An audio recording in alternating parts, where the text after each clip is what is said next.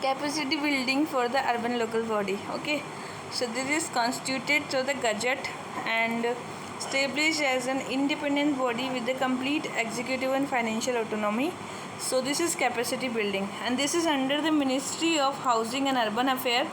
Foster the unified approach to capacity building. Annual capacity plan to establish the Ministry of Housing and Urban Affairs and 6 pilot Ahmedabad, Bhubaneswar, Mysore, Rajkot, Nagpur, Pune. ठीक है.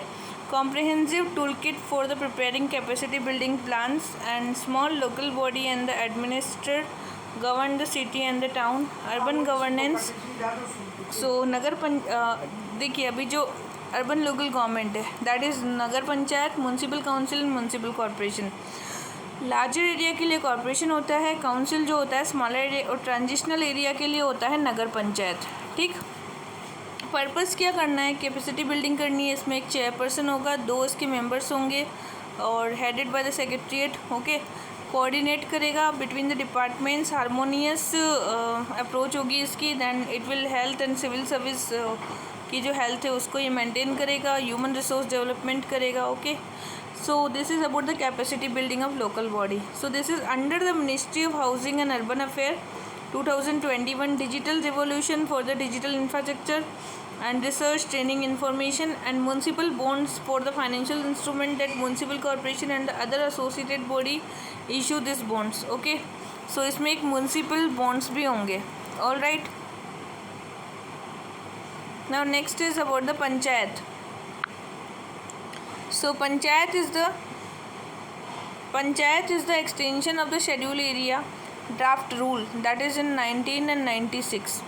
So the power mandatory consultation in matter of land acquisition, prevent the alienation of the land and restore the alienated land, to control the functionary in all social sector of the local plan, to manage the minor water body and the ownership of minor forest produce, regulate करेगा, control the money lending and the village market and liquor, resettlement and rehabilitation of the lease of minor mineral. So this is Dileep Singh Bhuria committee. Dileep Singh Bhuria committee that was under the PESA Act was in 1996. Extension provision for the part 9 of the constitution and article 244 भी इसके अंतर्गत ही आएगा. Okay, so this is about the schedule area and this comes under the schedule 5 of the constitution. Okay, schedule 5. So यहाँ पर presently 10 state आ चुके हैं जो कि पेसा एक्ट में है. Andhra Pradesh, Chhattisgarh, Gujarat, Himachal Pradesh, Jharkhand, Madhya Pradesh, Maharashtra, Orissa, Rajasthan, Telangana. And 5th schedule area जितने भी हैं वो भी आएंगे. ठीक है. नाउ 8 स्टेट्स जो हैं except the Jharkhand and Orissa have framed notification for PESA rules. There respective state panchayati raj act भी है यहाँ पे. ठीक है. और झारखंड और उड़ीसा को छोड़ के. Now ministry of Panchayati Raj is a nodal ministry for the PESA act के जो प्रोविजंस है उनको इम्प्लीमेंट कौन करेगा? Ministry of Panchayati Raj. PESA act is a called the constitutional with in the constitution. इसको क्या बोलते हैं? Constitution with in the constitution. Okay. So 10 states हो गए यहाँ पर. पार्ट 9 हो गया. आर्टिकल 244 इसमें कवर हो रहा है. पार्ट 9 इसमें कवर हो ही रहा है. ठीक है. नाउ पेसा एक्ट के कुछ प्रोविज़न है. It is a conformity of the customary law. So जितने भी कस्टमरीज लॉ होते हैं इसको ये कन्फर्मेशन प्रोवाइड करेगा. ठीक है. So this is the state legislation on panchayat shall be conformity with the customary laws like community resources. Gram sabha जो होगी that is consisting of the person whose names are included in the electoral roll of panchayat. So gram sabha के जो roles हैं that is in the electoral rolls of the panchayat. And roles and responsibility of the gram sabha is the village, identify the beneficiaries, certify the utilization of the fund and safeguard the traditional customs of the people and community resources and dispute resolution. Reservation will be given to the community for the 15% reservation दिया गया है इसमें. ठीक है. So 15% minimum reservation is given for the community population. Chairperson and panchayat at all level and S T जितने भी हैं या फिर SC हैं उनको 50% रिजोल्यूशन दिया गया है in the chairperson panchayat and the membership. Okay. So roles and responsibility तो पता ही है कि सर्टिफिकेट करना, बेनिफिशियरी को आइडेंटिफाई करना, यूटिलाइज करना फंड का, एंड सेफगार्ड करना ट्रेडिशनल कस्टम्स को, कम्युनिटीज़ को, एंड जितने भी डिस्प्यूट रिजोल्यूशन है and all that. Okay, so now next one is, देखिए इसमें 5th एंड 6th शेड्यूल को इंक्लूड किया गया है. So there is a article 244 and that is 5th schedule of the constitution, administrate and control of the schedule areas and schedule tribes of the area except state of Assam, Meghalaya, Tripura and Mizoram. So there is a SC and ST in the any state except, इनको छोड़ करके, असम, मेघालय, त्रिपुरा, मिजोरम को छोड़ करके, accept this. Okay, 6th schedule में असम, मेघालय, त्रिपुरा, मिजोरम भी आ जाएंगे, including this, that is 244 and 2. Okay, now council जो है bye act of the state legislature and bye act of the district council provided by the constitution, it is autonomous. 6th schedule is autonomous by the district council and the 5th schedule is act of the state legislature. Autonomy will be provided with the PESA Act 1996, self governments and the Gram Sabha, that was the 5th schedule.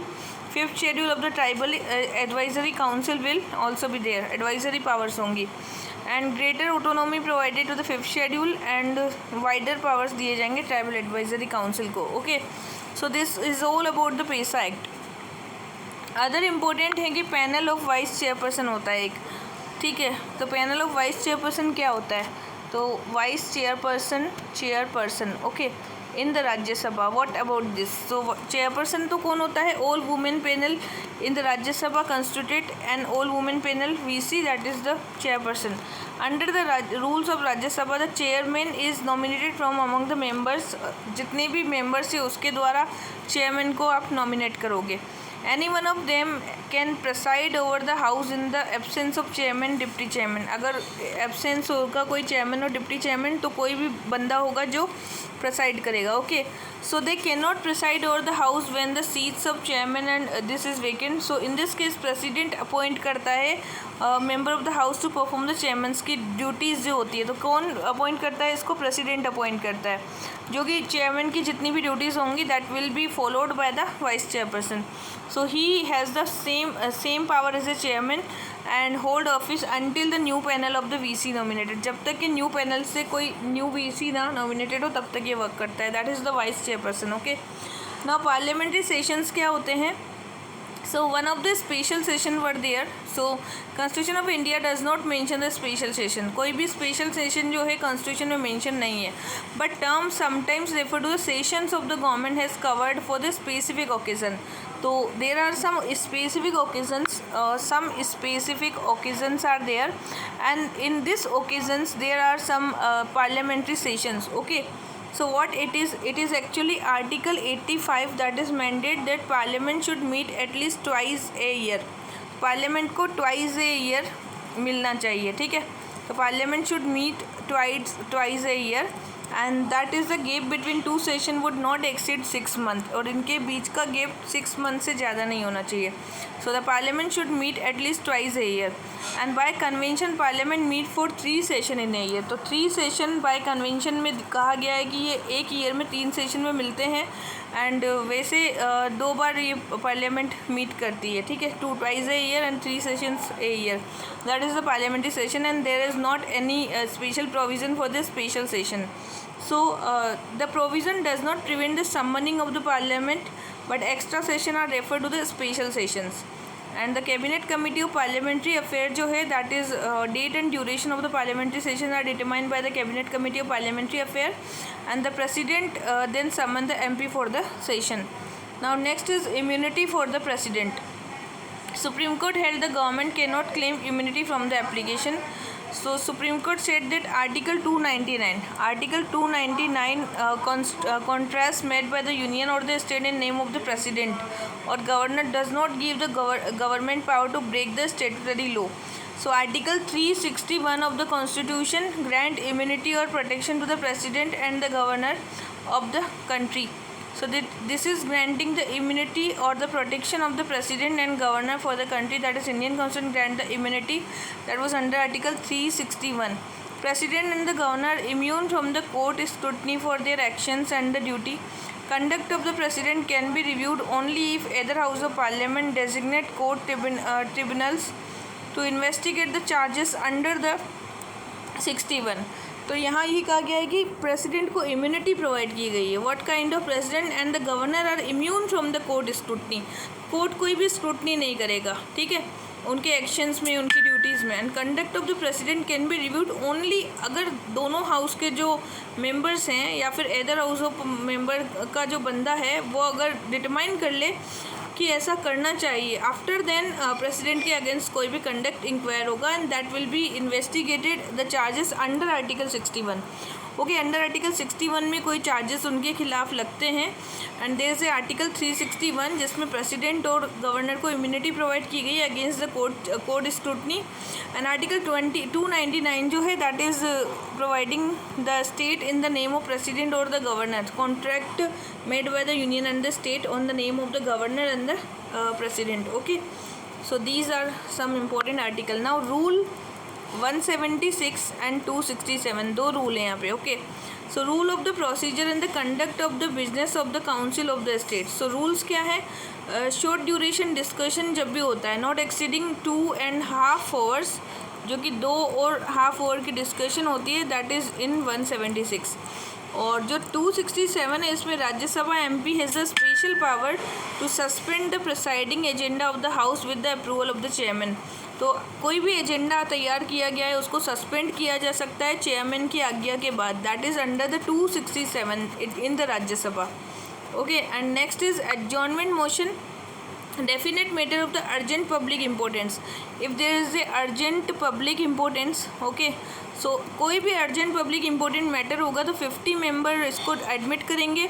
N element of the censure against the government. It is element the censure of the government. आपको censuring करनी है government की. Okay, so that is against the censuring of the government. For the Rajya Sabha is not permitted to make this use device. Okay, so Rajya Sabha censure नहीं कर सकती है. This comes only in the Lok Sabha after the 50 members are recommending. So discussion on an adjournment motion should last for not less than 2 hours and the 30 minutes. Now next है subordinate legislation और delegated legislation. Delay in the framing of the rules under various act of the report. So legislation made by the authority for most legislation have limited time and enable the experts and technocrats. So delegated legislation का मतलब क्या होता है? The meaning is that if parliament is giving their powers to the subordinates, delay in the framing of the rules under the various act of the ministry reports. So lots of delays are there. That's why subordinate legislation is the legislation made by the authority subordinate to the legislation. इससे क्या होगा? legislation have a limited time होता है. enable the expert technocrats आ जाएंगे. Committee on the subordinate legislation जो थी, जो ये आती है रूल 204 के अंतर्गत. Okay, so rule 204 is procedure and the conduct of the business. It mandate the scrutinize the report of the House power of the subordinate legislation and been properly exercised. Okay. Now next one is Parliament scrutiny of the breaches. So Parliament scrutiny was breach were accused entered the Lok Sabha visitor pass and this color gas emitting yellow smoke. So rule of procedure and the conduct of the business in the Lok Sabha deal with the admission, withdrawal and removal of the strangers. And it is specified the speaker whether think fit may order the withdrawal of the stranger from the house. So if there are some strangers in the house, then that means the speaker will withdraw from that house. That is parliamentary scrutiny of the privileges. Okay. Now next is Sarpanchpati. What do you understand about the Sarpanchpati? So standing committee on the rural development of Panchayati Raj. Training and capacity building curb the prevalent concept of the Sarpanchpati and the Pradhanpati. Okay, so women reservation देने की बात की गई थी. That was 73rd Amendment 1992. 1/3 of the PRI and 1/3 of the chairpersons of the are reserved for the women. That is Article 243 and D. And many states जैसे Bihar, Kerala, Maharashtra, there 50% reservation is given to the women member. And women and men report आई थी जिसमें 46% reservation की बात की गई थी. Okay, now next is the quota to the backward classes in the urban local body. So Article 243 and T, that is for the chairperson and the members of the backward classes. Okay, and the triple taste conditions for the OBC of the local body Krishna Murthy, and set up the dedicated commission, specify the proportion of the reservation, and ensure the SC/ST OBC together does not exceed the 50% of the total reservation. So this is under Article 243 under T.